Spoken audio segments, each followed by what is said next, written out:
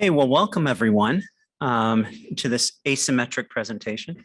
Thank you for accommodating us in the fact that we're not using that projector.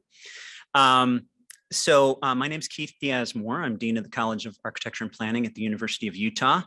And to orient you, our session is Interprofessional Collaboration in Health Design, the importance of core concepts and theoretical frameworks. We were anticipating having 4 presentations. We'll have 3. Deborah Wingler from HKS was called by her firm to Singapore of all places. So she's not with us today. Our first presenter is Traci Ryder from North Carolina State University, and her presentation will be about a framework developed to facilitate interdisciplinary consideration of health and architectural education. Now, she has videotaped her presentation. She has an illness going through her household and thought she'd save us from that. And so she is present on our Zoom as well. So that's the other thing. This session's one of those being Zoomed, live streamed. And so welcome to those on live stream as well.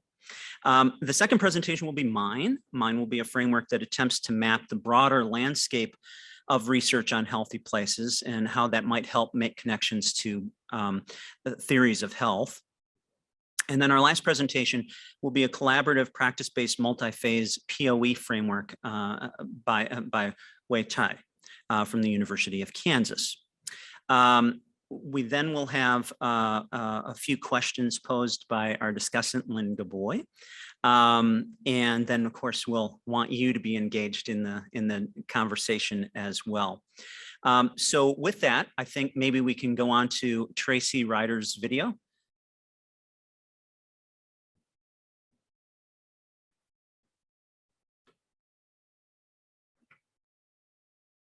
Hello, everyone, and thank you for attending our panel. My name is Traci Rose Ryder, and I'm assistant professor in the School of Architecture at North Carolina State University.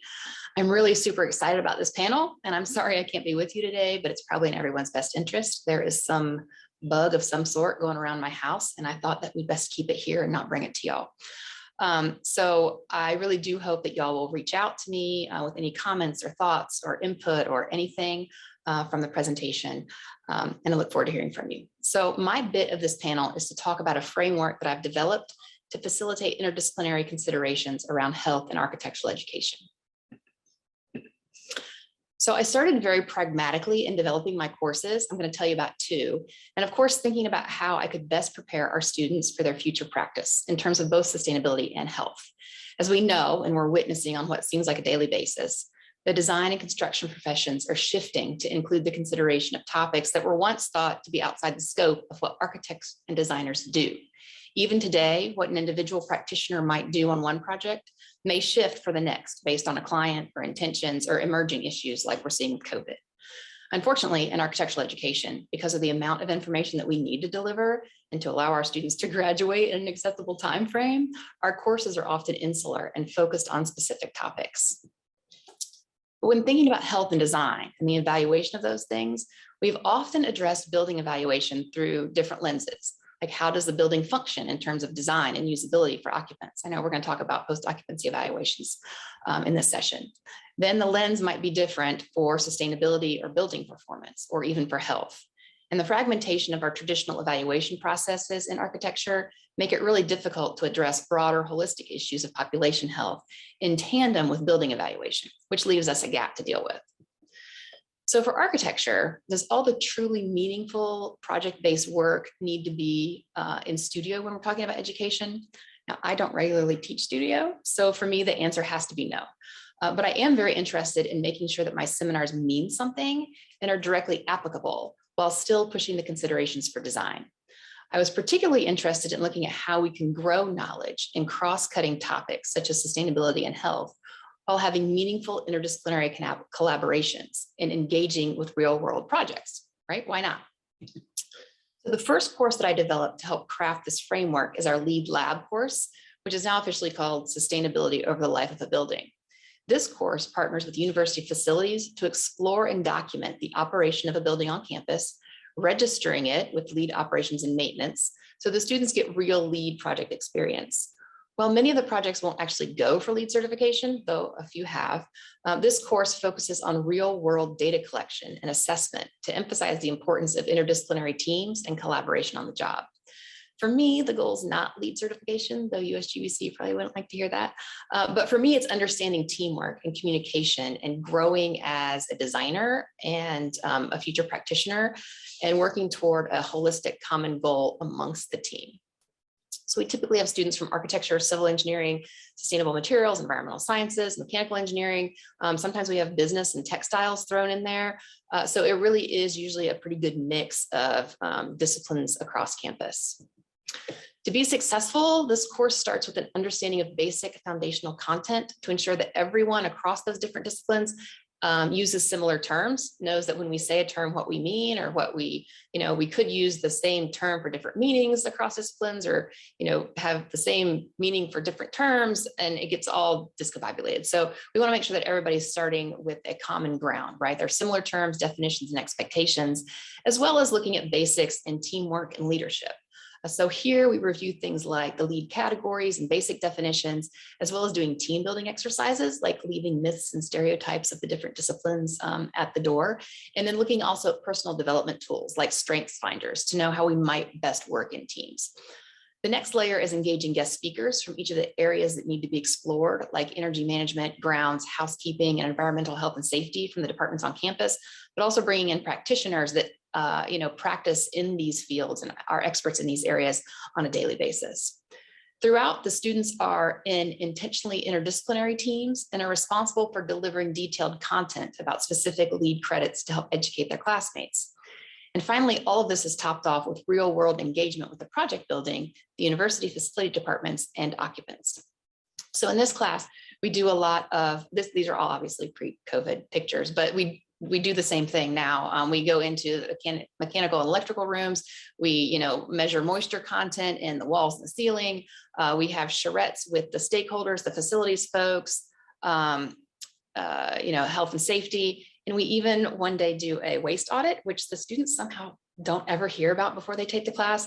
And one day we suit them up in their little Tyvek gear with all of their gloves and glasses and masks, and we dig through and sort 24 hours of trash for the building so that we can better understand what those trash flows and waste streams look like and how we can better design for people to be in that building. So that's pretty super fun.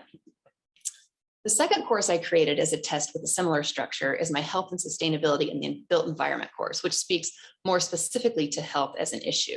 This course focuses on the integration with practice by pairing up, again, interdisciplinary student teams with local design firms.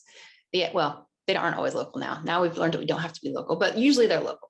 The idea behind this course is to understand how health can be incorporated into real world projects, understand the current state of health and design projects, and provide design strategies and suggestions to help the firms and their clients better understand and prioritize health in their current and future projects. To do this, we use the Well Building Standard and the Living Building Challenge primarily to conceptually audit these in-process projects. We start with an understanding of LEED, since that's kind of the trunk of these, the Well Building and the Living Building Challenge. And we also are folding in Paul Hawkins' drawdown issues. But these are the two systems that we primarily look at, but they are based on performance. So we can't really work towards certification like we do in the LEED lab class. But this approach still seems to be extremely helpful for the students, the firms, and the clients. And so what we do is we take the project as it is on the boards and we do a conceptual audit of the project, whatever it is. We usually have 6 firms, 6 different types of projects. So affordable housing, lab space, academic space, usually K through 12. And we look at how these 2 rating systems could be applied to those types of buildings. These pictures aren't nearly as exciting as the ones from LEED Lab, but we do a lot of firm visits, and we send the students to the firm 2 to 3 times in the semester for firm meetings. And a lot of times this is the first time they've been in architecture offices, especially the folks that are coming from outside of the College of Design. And it's really kind of wide eye and opening for them to kind of go in and see how the firms actually, look and how they function and the stuff on the walls. And it's really kind of a great experience for them. So if you actually lay out the semesters for both of the different courses, the different units of the courses line up pretty well.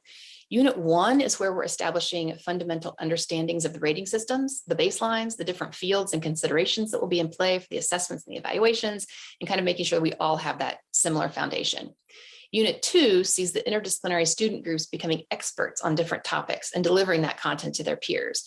So while not every student will be an expert in everything, they will all have been exposed to everything and covered everything that's been covered in that semester, and be able to critically assess strategies and outcomes for future projects, or at least know where to go look, right?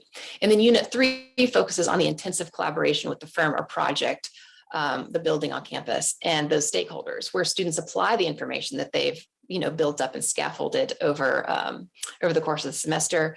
They can apply that information, those strategies, and the baselines that they've reviewed, all in the context of the real world. So in diagram form, the course framework would look like this, right? We establish the frameworks at the beginning. We review those in depth. Maybe it's maybe it's health impact assessments. A colleague of mine that I do a lot of research with, we presented something similar like this at ACSA a few years ago, where we basically mapped out the similar structure of his course, looking at health impact assessments, and my course looking at well and lead. And they both look pretty similar, right? So we go through the framework so that the students can really understand what those frameworks are, what the intention of the framework is, how you measure it, what the baselines are, what we're talking about. And then we establish a common understanding between maybe public health and architecture, or planning, or sustainability, or whatever the world is. Here for this audience, right, it's public health and design. And then we have them go into interdisciplinary groups. We partner them each with community partners or projects, or elements of the building. And then we move into application and to assessments, and look at projects or frameworks, or how we can roll this into future classes. So I'm not going to read all of these quotes to you, but the students love it, right? So they're very interested in seeing what the jobs will look like. They're very interested in working collaboratively and intentionally with different fields that they don't get to do a lot, more than just a research project or some kind of case study. They like the interdisciplinary work. They like the different Black backgrounds. They like that what they're working on is real world, and that it can be put into action, and they can see some of that stuff show up in some of these projects that they're working on. But there are definitely challenges, because there's a lot of complex content, obviously, in these systems that we're looking at. Well, and living building, and lead, and fit well, they're all wildly complex, as I'm sure you know. So the speed of getting them that content, making sure that they understand at least the basics, the speed of gathering all the information they need to gather, doing the analyzing, the synthesizing, then presenting at the end. They all present to their stakeholders at the end of the semester, is very fast and very challenging. And I tell them it's a lot like drinking from a fire hose. It's just a lot of information up front before they can start to synthesize it. But I do believe that this type of course template provides meaningful and important experiences for our architecture students that can help them move toward a successful career in a transitioning and adapting and just kind of morphing field by learning to engage other disciplines, practitioner partnerships, and scaffolding learning. So I hope that was thought-provoking. I hope that there is some feedback from some of y'all. I would love to hear about it, and I hope you absolutely enjoy the panel and the rest of the conference. Thank you.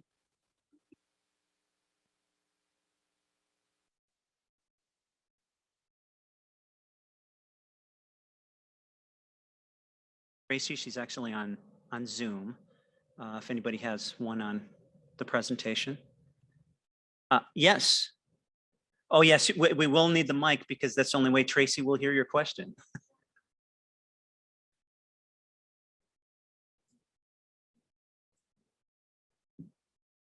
Thanks. Hi, Traci. Thanks for that amazing presentations. Karen Browse from UMass Amherst.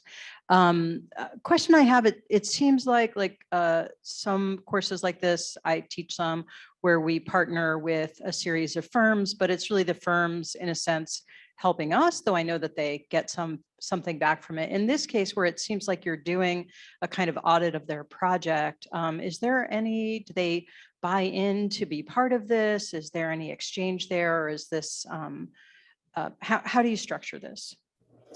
Yeah, thanks for that question. Can y'all hear me? Yeah. Okay, great. Yeah, they absolutely buy in, and it is more of A lot of times it's more about us and the students kind of teaching them because they haven't had all of the time to kind of dig into well, or certainly living building challenge. They know more about lead, obviously, but the lead class, operations and maintenance, is more for facilities maintenance. But the one that we're talking about with health, where we partner with the firms, a lot of them haven't dug in yet to the well building standard, or they're looking for something a little bit beyond to help them push either their design process or help push their clients. And so they're looking for more, you know, a little bit more insight or a little bit more time and exploration than they've been able to give the project with their schedule and their budget, a little bit more depth of certain, you know, certain explorations around, you know, the different considerations of health. And we do give them, they come in for a final presentation. A lot of time they bring their clients, or we Zoom their clients in. We give them the final report and the final presentation for them to use. Sometimes students even give them their spreadsheets that they can fold into their future processes. Did that answer your question? Partially. Partially. What did I miss?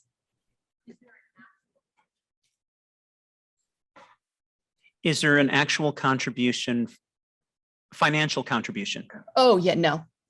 No, we haven't gotten that far. They don't pay to play, really. I look for folks that, a lot of times I look for folks that I know, that know me and know the kind of work that we do, and are usually, sometimes I like for the ones that are already engaged in the school, but also look for it as a way to engage more firms in the school.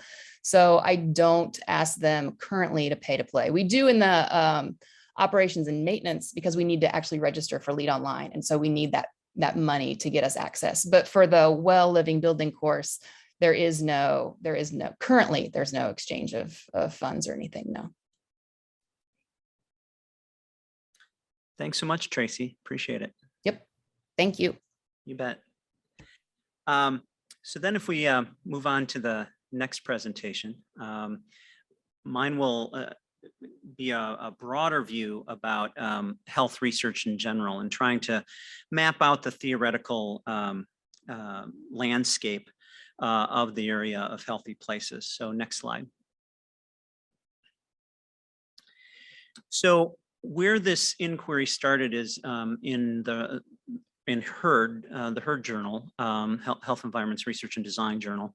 There was an article published in 2020 by Shannon and colleagues, and they did some really interesting work that I'll show you here in a bit.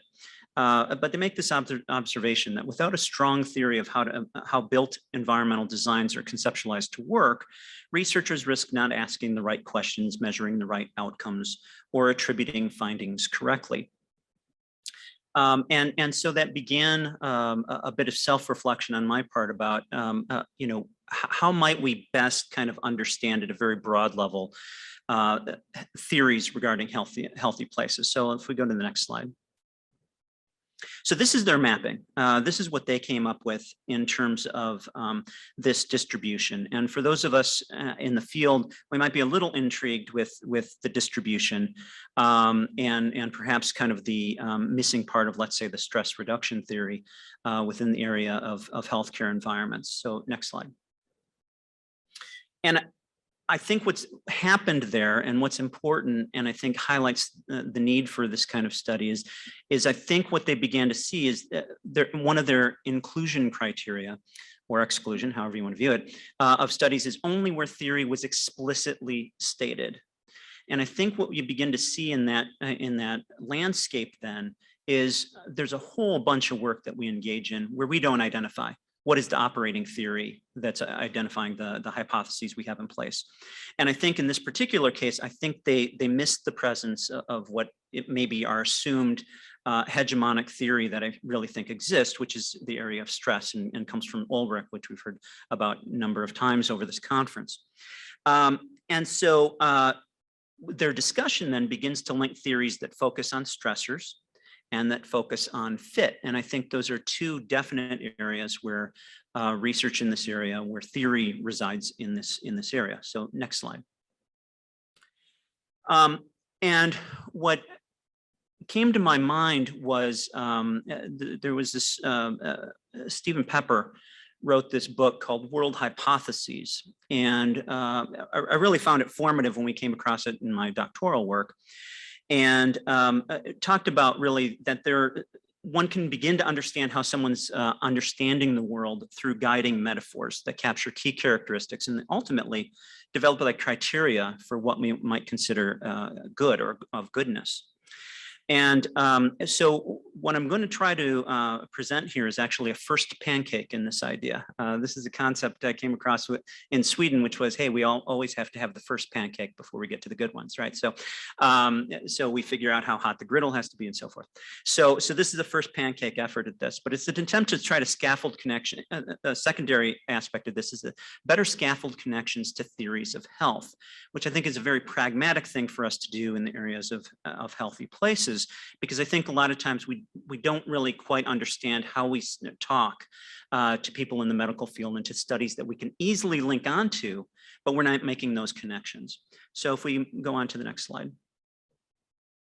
So this is kind of the heart. By the way, this is from an article that was published in Inquiry, the ARCC journal, back in 2020. So that's where this table is from. And this is kind of the heart of the analysis. And I'm going to do a tremendous disrespect here in trying to keep to 15 minutes.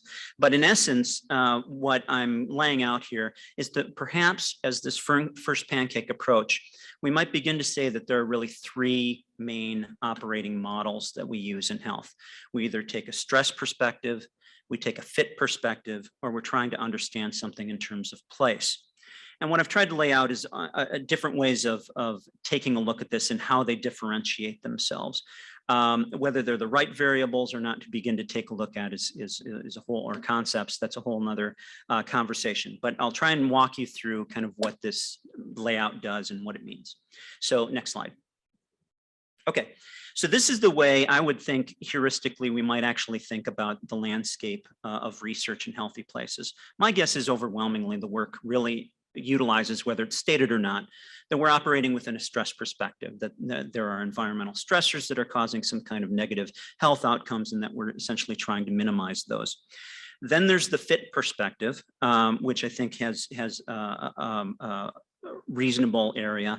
And then I think this highly integrative approach of understanding something as a place, which tends to be highly qualitative and kind of written in narrative story form as a single case, often emerges as well, but certainly not as much as the other two. So next slide. So let's go through some exemplars here so you have an idea of what I'm talking about. So in terms of stress, I think clearly the model would be Ulrich's theory of supportive design, which he published in a number of different places. This one's kind of based off the one he did in Claire Cooper Marcus's book on healing gardens. And the idea is that there are certain restorative and coping resources, you can see the 4 identified there, that if we implement them, we should see some kind of enhanced coping emerge or stress reduction, and that in the end, that would lead to improved health outcomes. And so you see this very interactional approach, right? We do this, we should see some buffering going on, and then we should see some outcomes. It's very linear, or what some people will call interactional. So if you go to the next slide. This is marking that as an example of that. And the work that we often will see conducted in that will try to get to some discrete forms of knowledge, that we're really trying to minimize the number of variables we have and really try to measure them very precisely.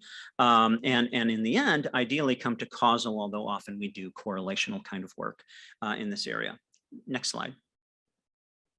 Now, I think where that can find a home in what I would call theories of health. So these might be things that nursing, public health, medicine might begin to refer to, would be something called McEwen's allostatic load model. And it seems to apply very well.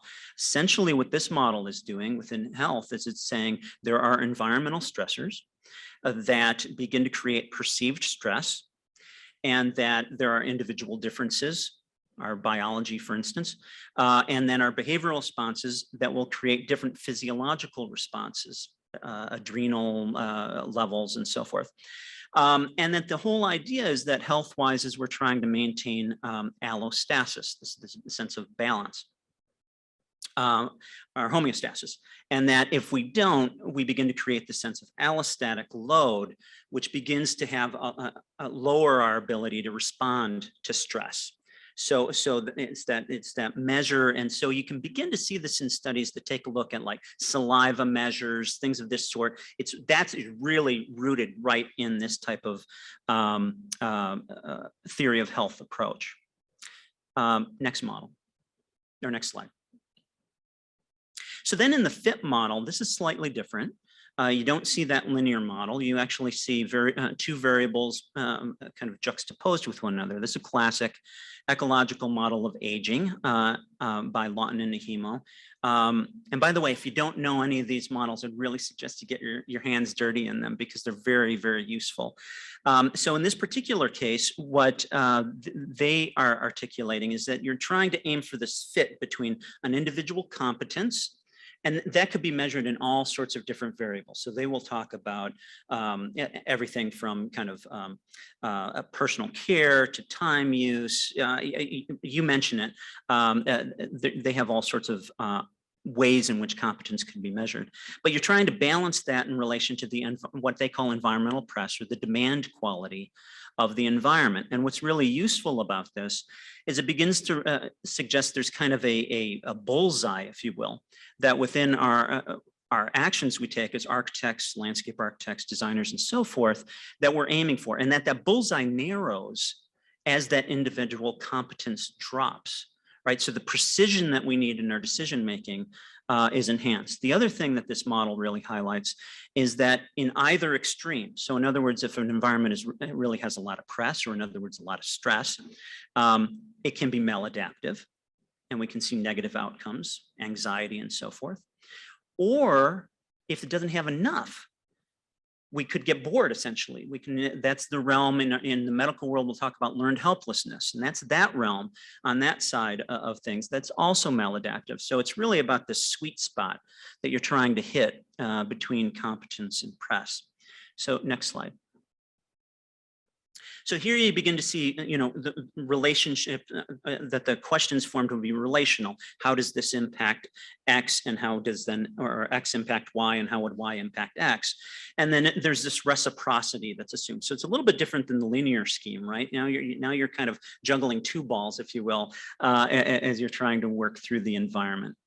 Next slide. And then I think in a theory of health model, this comes from public health. This is the health development model that's used in the EU. This is from Bauer. And what's interesting here is this makes reference, although passively here, to something called Antonovsky's salutogenic theory. So down at the bottom, and that essentially means good health. And then pathogenesis would be bad health, essentially. And so, or health promoting and health declining. And so you see on the left side, those aspects that they argue would lift salutogenesis, good health, health promotion, as they say on the left side of their image. And then on the opposite side is the pathogenesis side. And so you can begin to, this is a very, very common theory in community health, public health, that we could begin to make reference to and say, look, our work is relevant within these realms. And again, not surprisingly, they take a look at an ecological, social, ecological, economic. So there's clearly this awareness of the physical environment playing a role. Next slide. Okay, so place is a little bit different as well. So here you don't see any arrows. There's no direct relationship. What there is kind of a mapping, if you will, of what are those things you need to take account of as you're trying to write the story of a place. So this happens to be my ecological framework of place. There are others, but in this case, you would begin to take a look. You have to document people in some way, the program of the place, what's happening there, why is it happening, the physical setting, and in the end, you're really understanding that activities, that human engagement of the place is the catalyst that creates the attributes that we might give to a place. So is it a place of privacy? Is it a place of social engagement? Is it a stimulating environment? So forth. Those kind of attributes that we traditionally take a look at. The other thing that place usually makes clear is that places change over time.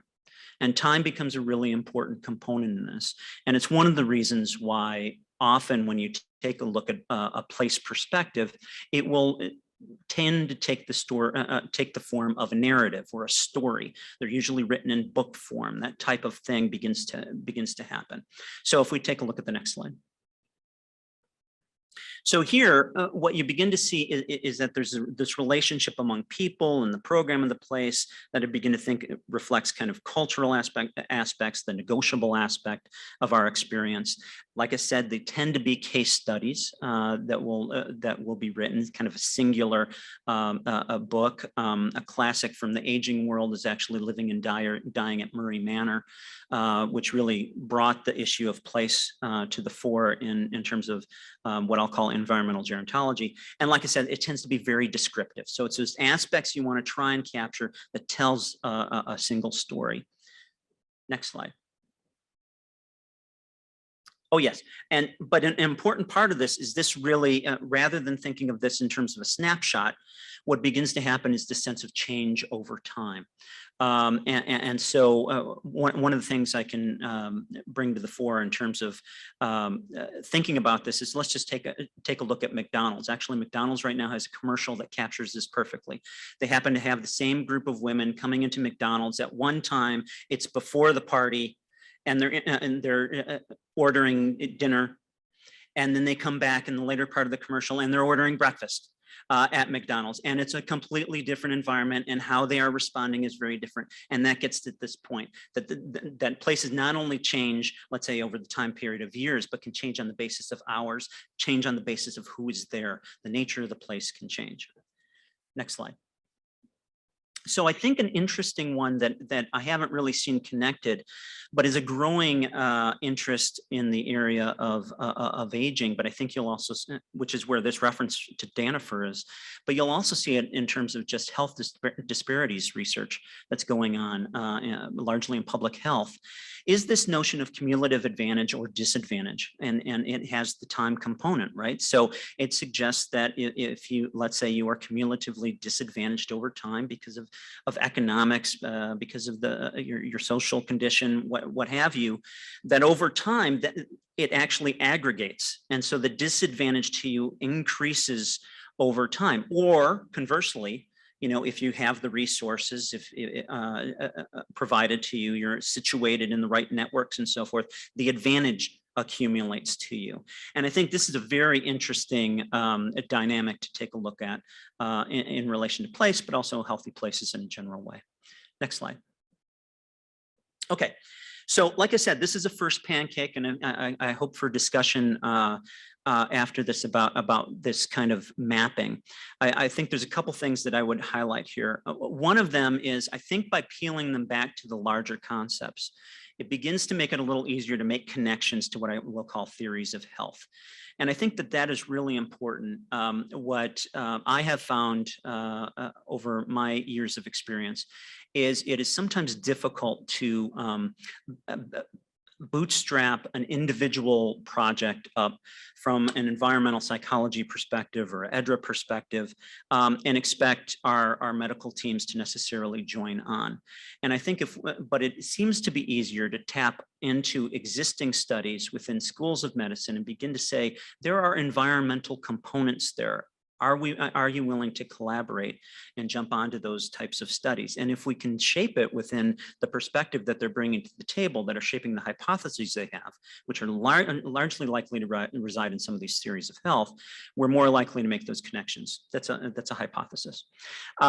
Assumptions of evidence-based practice may need revisiting is another conclusion that I come to, because, and I share this with Erin Peavy's work that she wrote this, that we bootstrapped our way in this area with evidence-based medicine. And we wanted to make connections there. And we wanted to make connections probably for what I just stated, that we can make connections with medical practitioners, and that this makes, this is how we relate to that. But I see increasing work that suggests maybe that's not the best. We don't have the case samples. There are all sorts of other issues with that we are not parallel in terms of evidence-based medicine. And I think one that others have brought up is might we be better served if we thought about ourselves as evidence-based public health or in relation to that, where it's a little bit more community-based. We're serving a larger group. We may not have the depth of data that they have, but how do we still move forward? And then, like I say, it's a first pancake. So it demands revisiting. It's an attempt to kind of get out some of our key epistemological assumptions, and hopefully in that way also begin to help us aggregate together the massive amounts of research that have gone on in this area that, again, from time to time don't seem to articulate what are their theoretical foundations. So I thank you.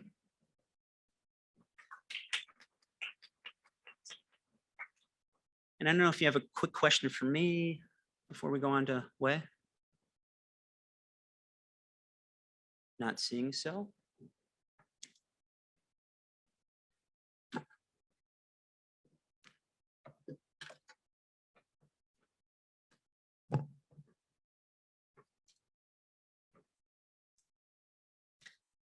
Thank you, Keith, for a very inspiring speech about all the different theoretical model. I think that really helped us to see the design and research around health in a very different perspective. So I appreciate that.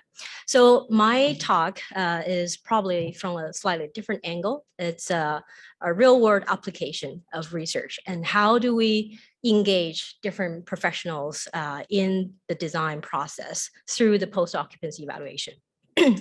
So I call it building the continuous learning cycle, a collaborative multi-phase post-occupancy evaluation. This project is actually done by the entire team that I had the pleasure to work with Professor Kent Sprockmeyer from KU and also Ganesh Senthien from Lawrence Group.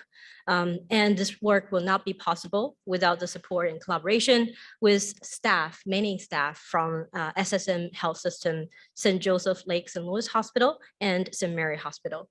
And also many students, interns, and architects were part of this project.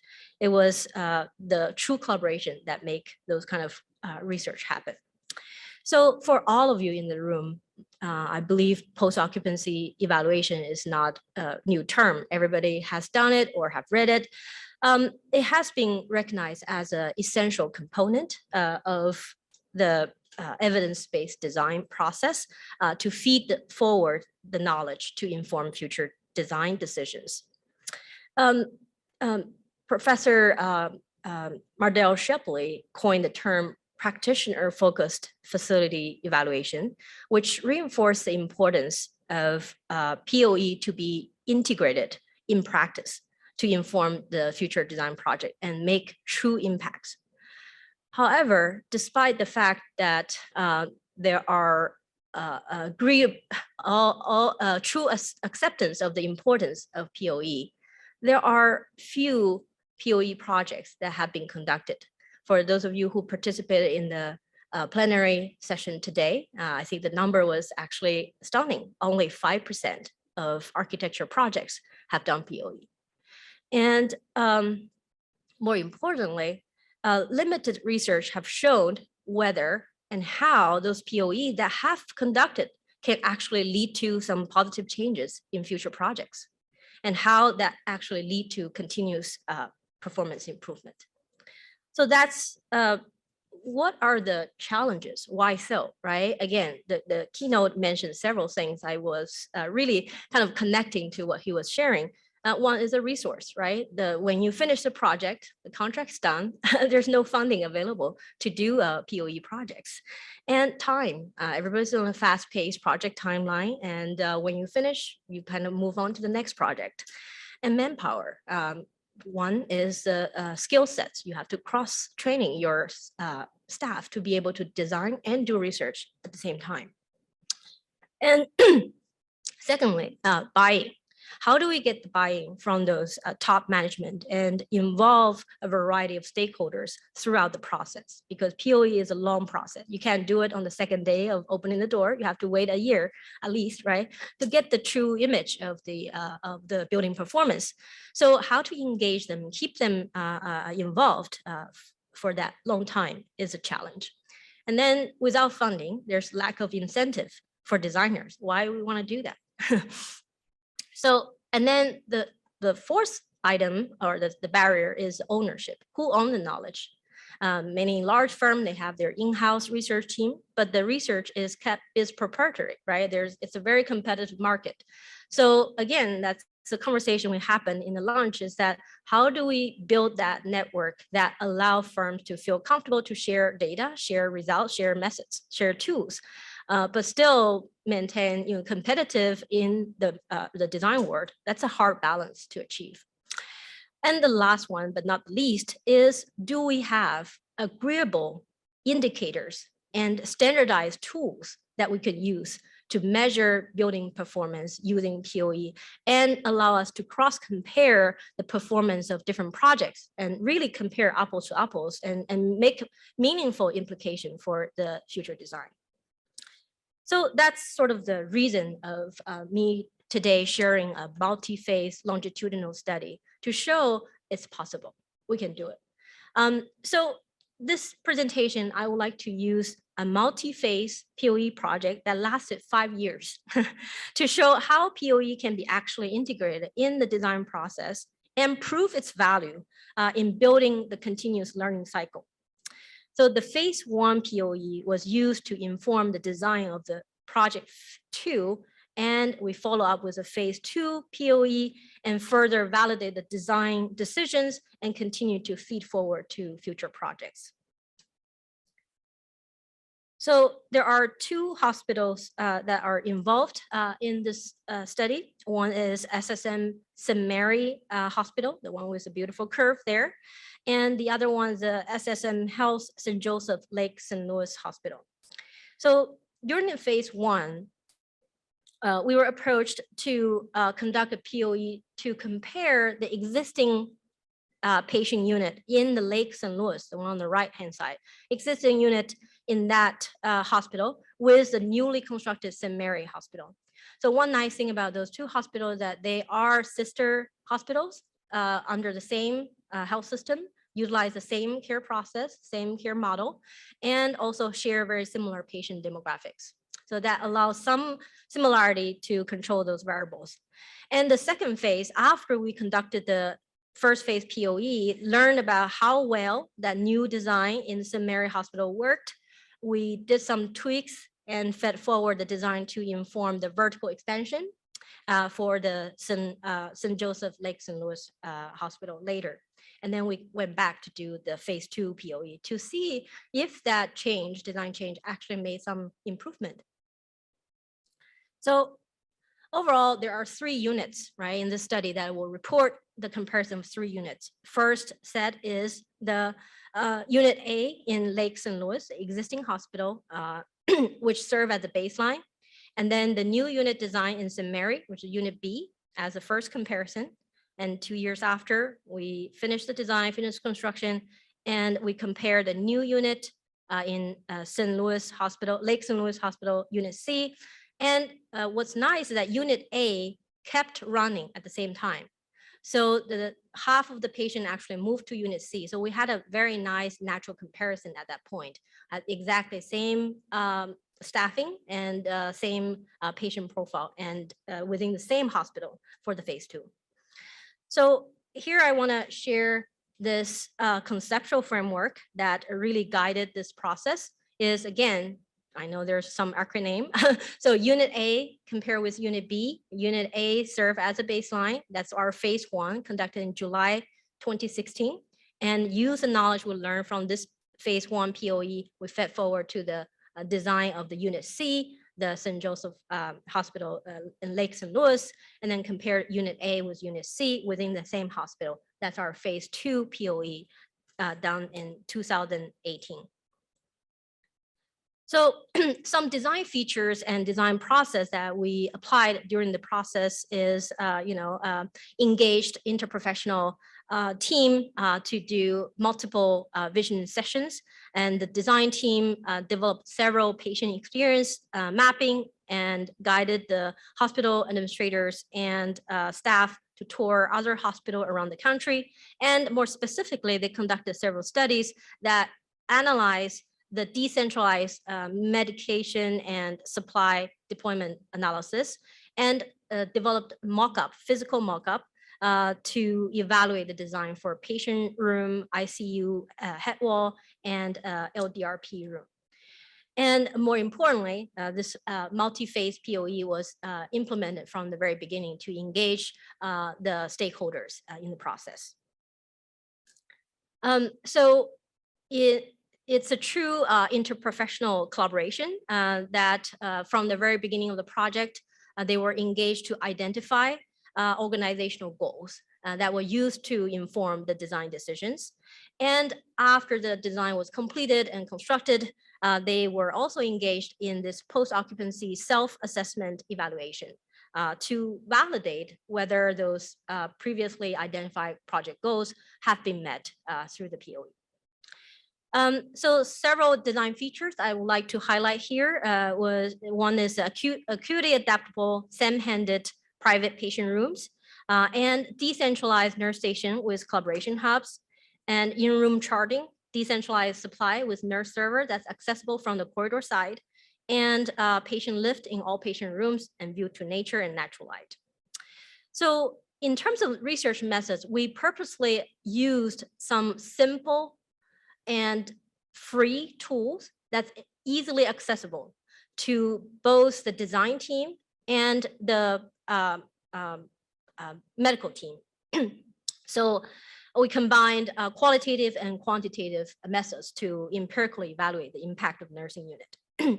One method that we use is the expert walkthrough evaluation using the Center for Health Design evidence-based standardized patient room POE checklist.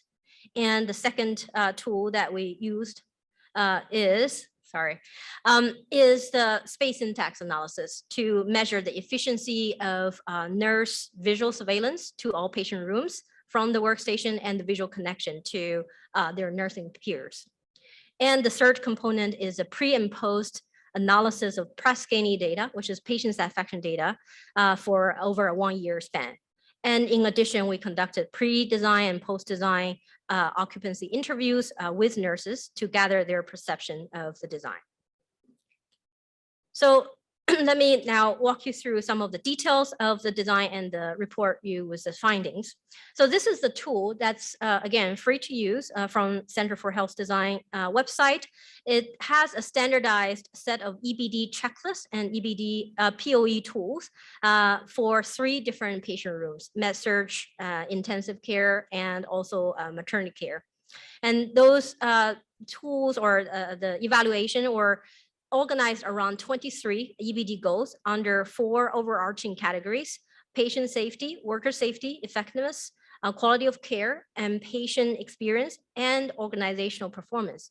What's nice about this tool is that it allows the users to customize how important each EBD goal is to them, to their organization.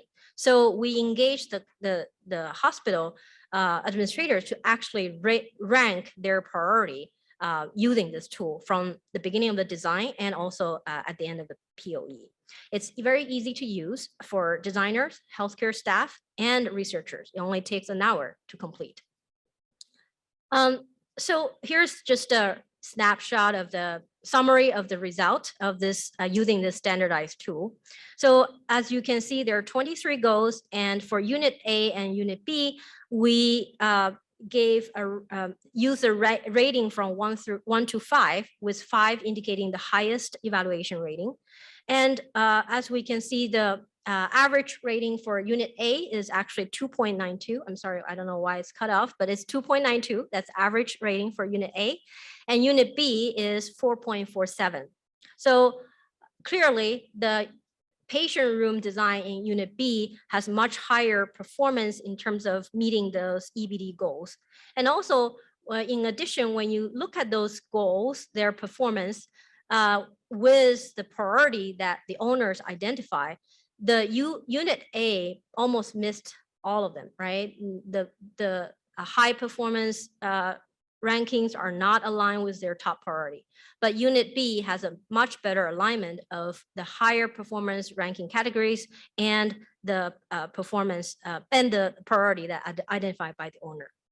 So the other thing, as you can see, if we use the ranking to classify as 3 different scales, using 1 to 3 as a poor performance, 3 to 4.5 as satisfied, and 4.5 and above as exceptional. You can see the green ones are the exceptional ones, right? So majority of the items for unit B have achieved exceptional or satisfactory ranking. In addition, we conducted this space syntax analysis. So the diagrams on the left-hand side is actually the visual graph analysis. Those heat maps basically indicate the integration value of each unit. So the value goes from red to blue as the integration value goes from high to low. So then the one on the right-hand side is the isovist analysis. Isovist is a pointed view, right? It indicates from one specific location what you can see, right? So the result actually showed the unit B, the new design in St. Mary, has much higher visual integration value than unit A, which demonstrate that the new unit as a whole had a better visual connectivity to the rest of the space.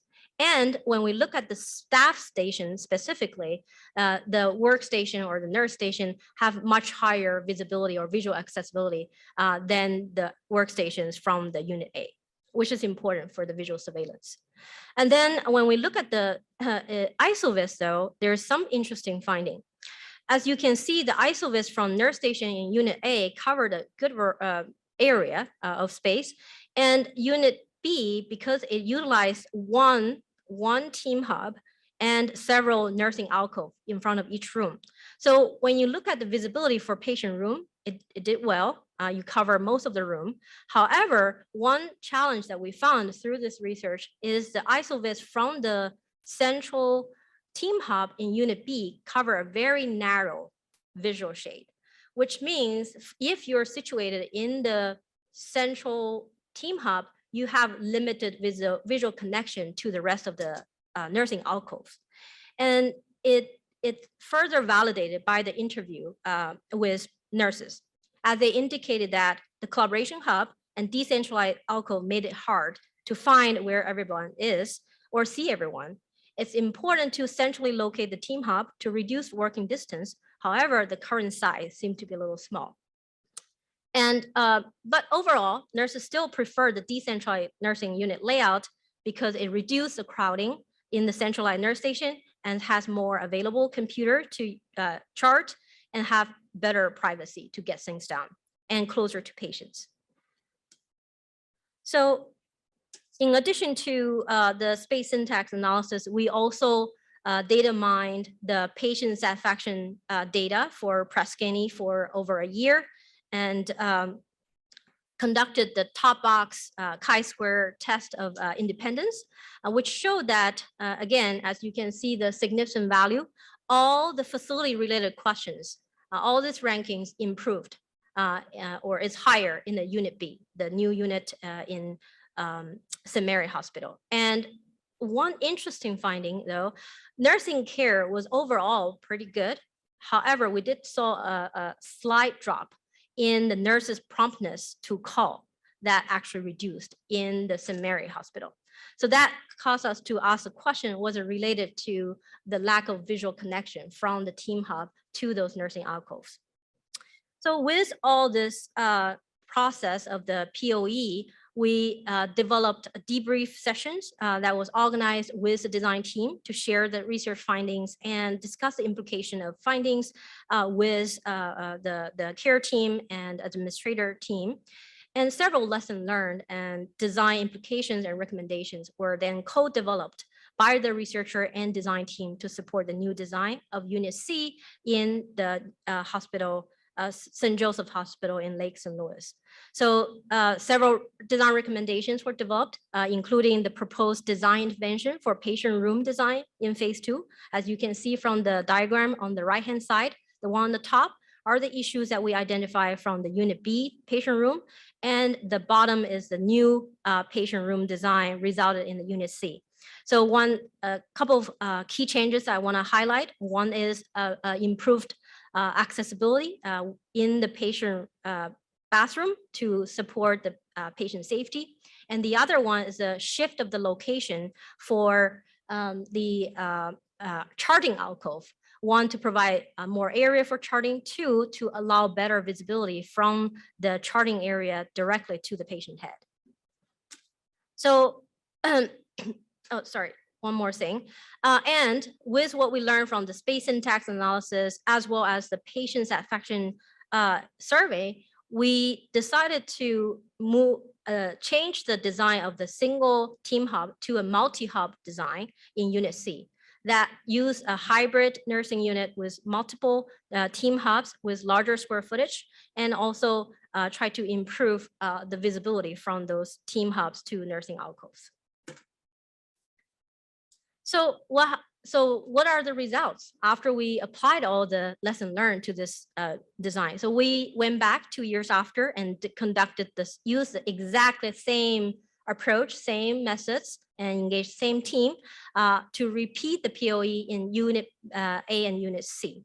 So here you see the kind of array of all 3 units and their patient room ranking together. As you can see, the Unit C, a single patient room, has the highest ranking using this standardized POE tool.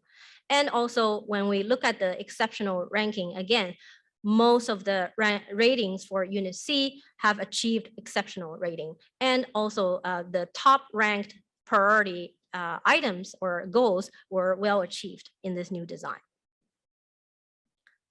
And when we conduct the space syntax analysis, again, Unit C, when we run the integration value, it showed that Unit C has higher integration value for the overall unit, as well as the team hub stations. Again, that basically showed the new Unit C design allow the nurses in those workstations to have better visibility and better awareness of what's going on in the unit, which can lead to better teamwork as well as patient safety. So the patient satisfaction data analysis, again, was very interesting. As you see, all of the items, including facility, nursing care, and overall, had significant or substantial improvement, 30%, 20% improvement in terms of the ranking. And more importantly, what we found that with the change to the multi-hub design, the promptness response to call actually improved in the Unit C. And I want to highlight the perception of nurse skills also significantly improved. So the new design actually allowed the patient to perceive the care quality to be improved. So with that, I want to summarize what this process means to the practice. This collaborative multi-phase POE provides the opportunity to continuously engage stakeholders and the interprofessional team in the design and evaluation process. It offers opportunity for continuous improvement of performance and make the impact of design and research more visible. And the tool, those standardized, free, accessible tool, allow easy comparison of findings from different projects. And those industry-based patient satisfaction survey is readily available and the language are familiar to our medical professionals. So it's easy to convince them the value of the design or the impact of design to foster that communication and collaboration with healthcare professionals. So I'll leave with 3 big takeaways. Let's apply more of those standardized tools across different firms. Let's share the data, really build a database that could be beyond the firm, build a national database that can allow quantitative benchmarking of a key performance and inform the design in the future. With that, thank you all.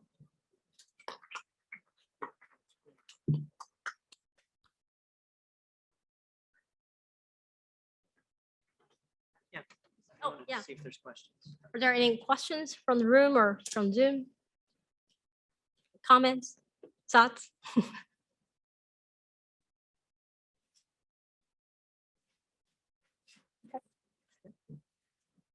As Lynn comes up, I just want to mention that they're going to start preparing for the banquet here. So that was a whole nother reason we had you on this side of the room. So hopefully you can bear with us as that goes on.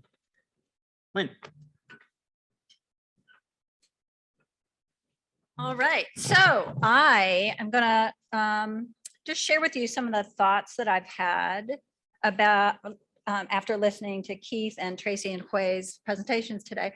I'm going to speak from where I have always been, which is as a researcher in practice and as a consultant to mostly nonprofit organizations with razor thin margins. But with me being trained as a researcher and a theorist. So the question that's always in my head is what is theory? How is it helping solve the problem in application, the problem that's right in front of us as far as the client is concerned? And how do we make sure that they appreciate theory too, like what's in it for me, right? So so first of all, I want to express my appreciation for your work in this area. Wow, this is really hard work. It is not easy work to think about theory and to think about how to apply theory.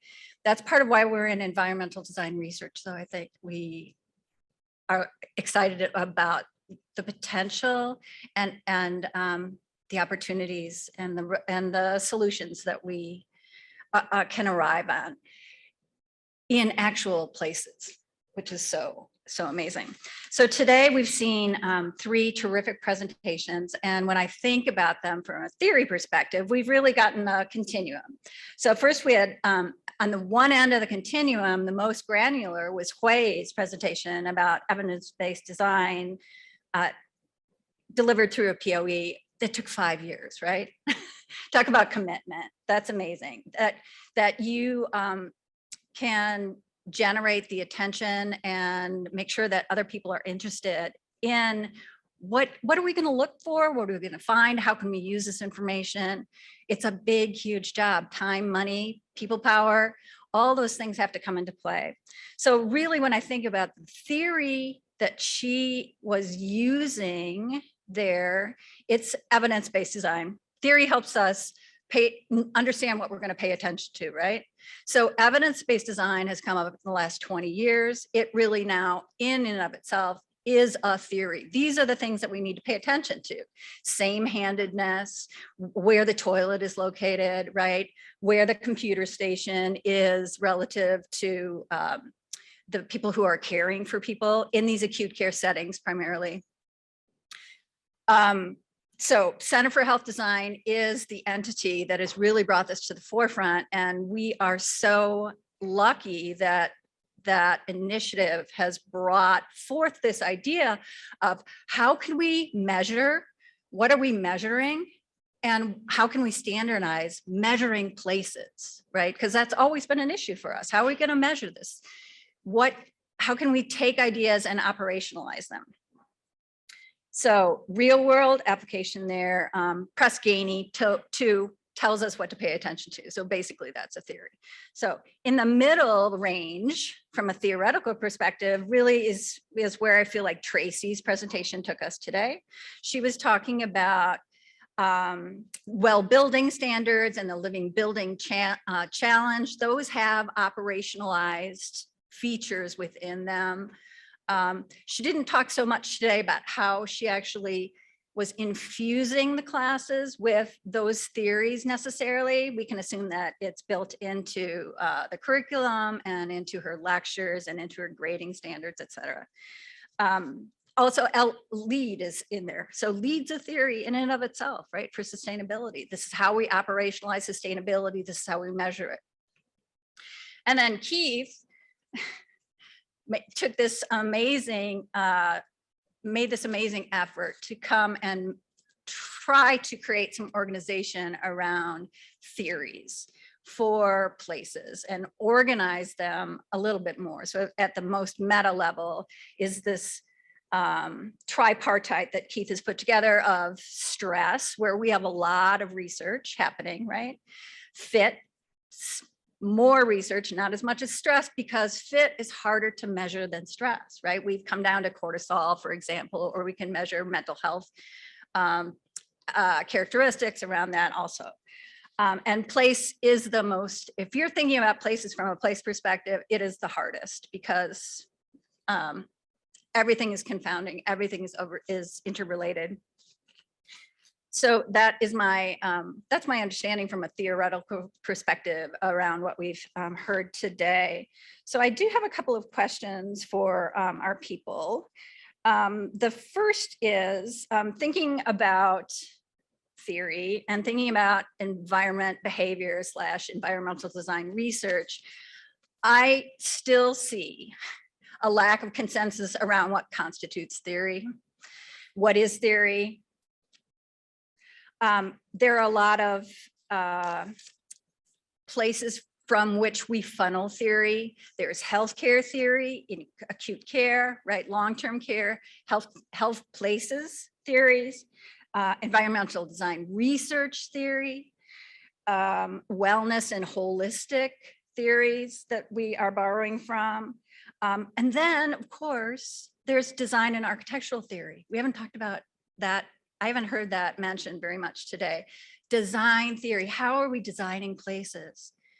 And we haven't talked about, I haven't heard much about the nexus, again, of design theory and environmental design research theory. That's something that we always have to deal with because people are designing these places and then we're doing the research in them, and where do we meet? That place of meeting is still, it's still kind of wobbly as far as I can see. So one of the questions I have is how can we make sure that we are, number one, making theory visible in the work that we do, even if it's not big R research, right? Even if it's just a little tiny, a POE on a receptionist area, you know? How do we make sure that the theory is coming forward in that we are actually adopting a particular theory? And then how can we make sure that designers are also appreciating and understanding what that theory is and what it means for design, for evaluation, and for design going forward? So there's a question for one of our panelists. I don't know if I have an answer for that. And I did want to say if Traci wants to jump in, she probably just should jump in, and we'll defer to that. But in terms of kind of what you know constitutes a theory, I think we're still in that early stage, right? Where we're all trying to bootstrap our way to try and figure out how these interactions work, how places work.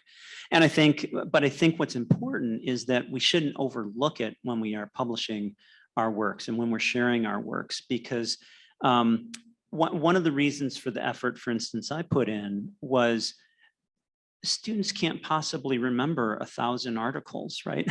and their findings. So somehow, you know, what is that bucket that we can create for them, or a couple of buckets where they can say, here, you know, if you can think about it this way, you know, A, B, or C, it's something to hold on to, right? That, oh, okay, yeah, stress has an impact here, and they're looking at stress perhaps in this way. But if they don't have those lenses, then there's just kind of 1,000 random dots.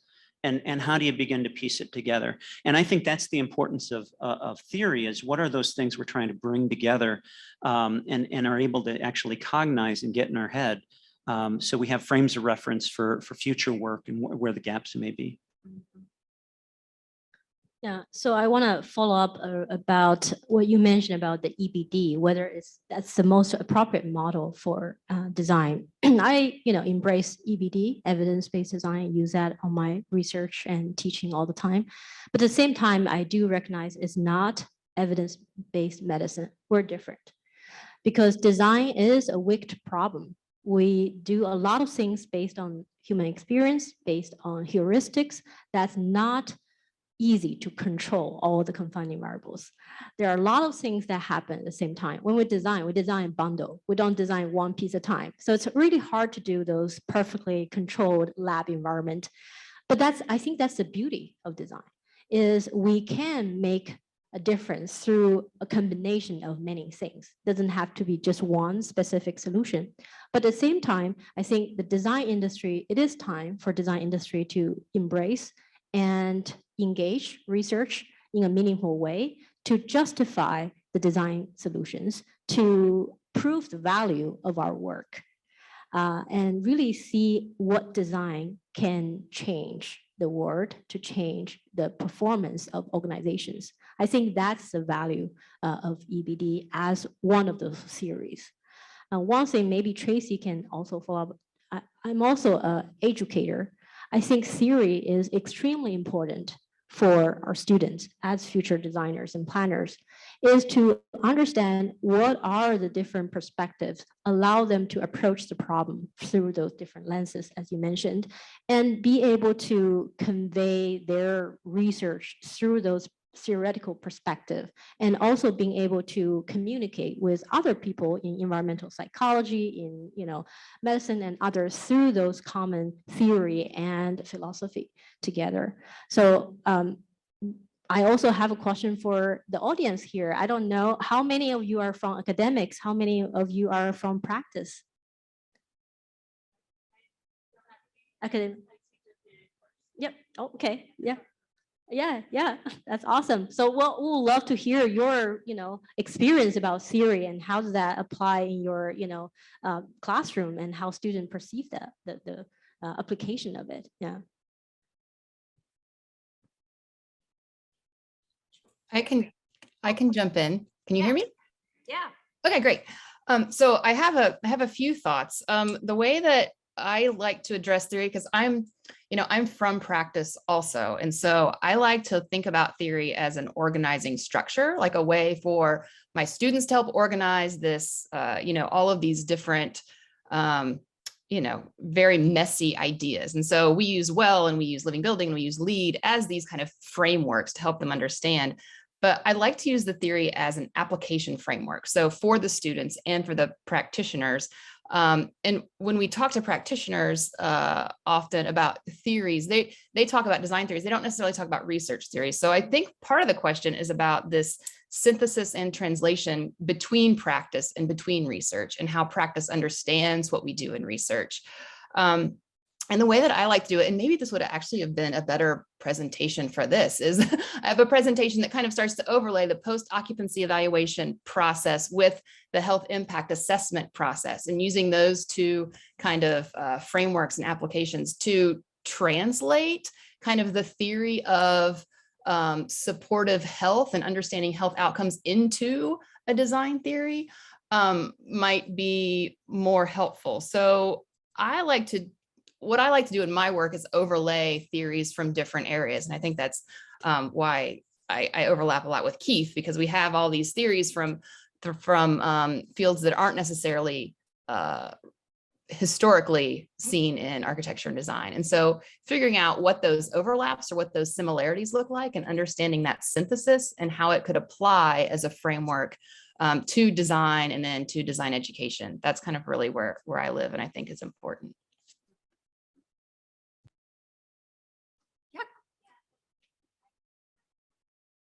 If you can hold on just a second. Just a We're second, live yeah. streaming. So. Thank you. Thank you. My name is Suning Ding. I'm from Purdue University Fort Wayne. I really think theory is really important. When we conduct research, we need to have a theoretical foundation and a framework to build upon. And when I teach my classes, especially senior capstone courses, I always introduce theories because students need to do some, evidence-based design for their projects. So when they come to the class, talk about, when we start evidence-based design, we have to introduce some theories and research evidence. So that gives them some first impression about the research, so that can guide them how to do the literature review, how to utilize research evidence, and how to implement research evidence into their project. And the goal is to achieve the best possible outcomes for the users. Doesn't matter what kind of buildings, healthcare, educational, office buildings, we always keep users as the center of our design goals, right, to achieve best possible outcomes. So integrate research and integrate theory and introduce theory. I see it's very important for both education and practice. Thank you. Yeah, thank you.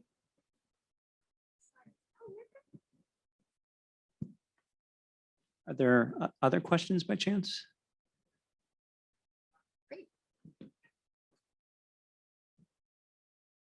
Thank you so much all for your presentations. I'm Davis Hart, and I'm the I teach an advanced theories for design and well-being course at the Boston Architectural College, where I have master's students, and we, within 2 years, expect them to do what we are all trying to do, wrap our arms around all the wicked problems. And we actually made a presentation yesterday, my colleague Alina and I, who's a student herself, and pulled together an amazing presentation because we are in the process of doing theory development work actively ourselves.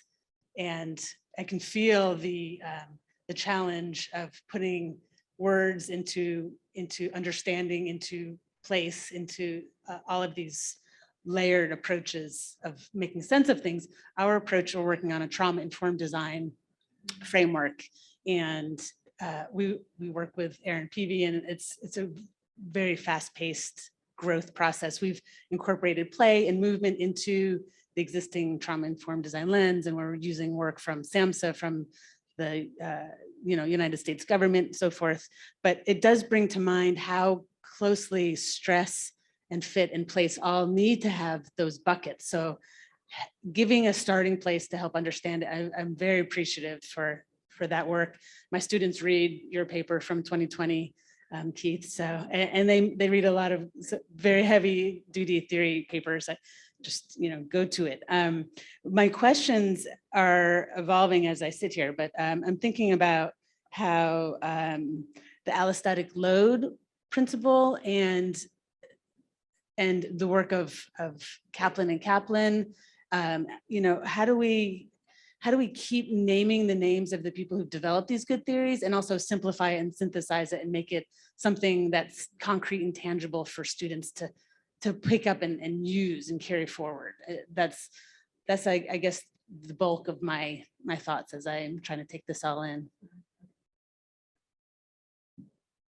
Yeah, that's a great question. I think I'm so glad that, right off the bat, you've seen how Kaplan and Kaplan tie right into that approach. So for those that don't know, the Kaplan theory is attention restoration theory. And essentially, if an environment has 4 properties, it's typically about landscapes, but it could be applied anywhere. Has 4 certain properties that and you experience that essentially your directed attention fatigue is restored, if you will, your ability to engage in directed attention. And it goes into the notion of directed attention being so critical to errors and things of that sort, right? So it's a dimension of stress.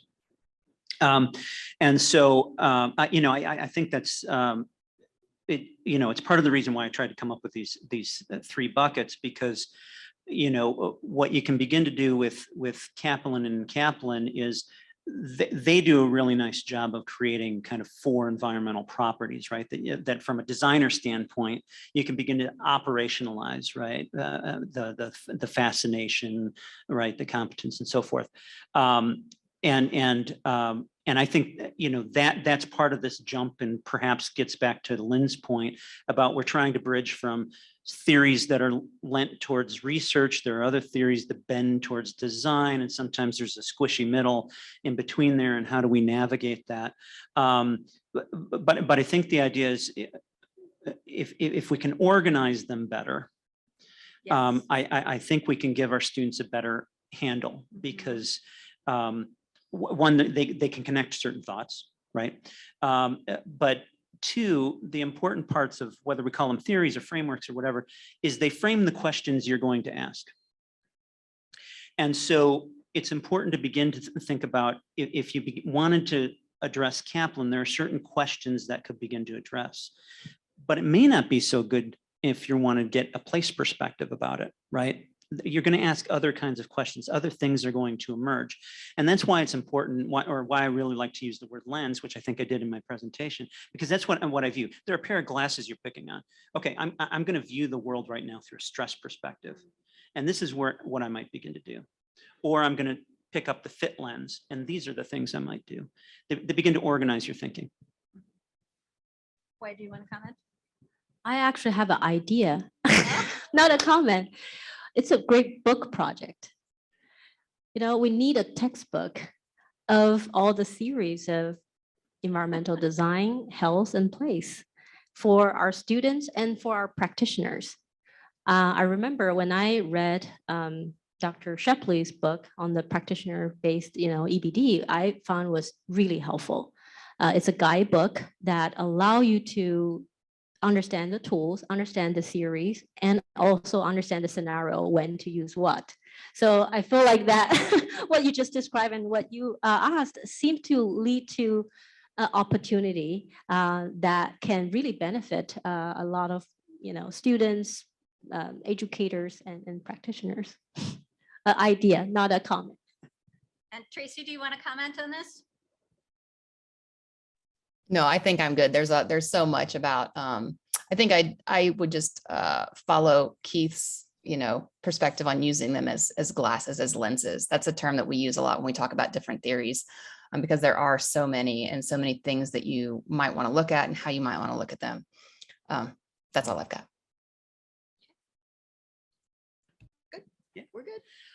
Well, thanks so much for coming. Thank you. We're at our close here, and hopefully you'll come to the banquet later tonight, and I'm sure this will be thoroughly transformed. So come back, and thank you for coming to the presentation. Appreciate it. Thank you.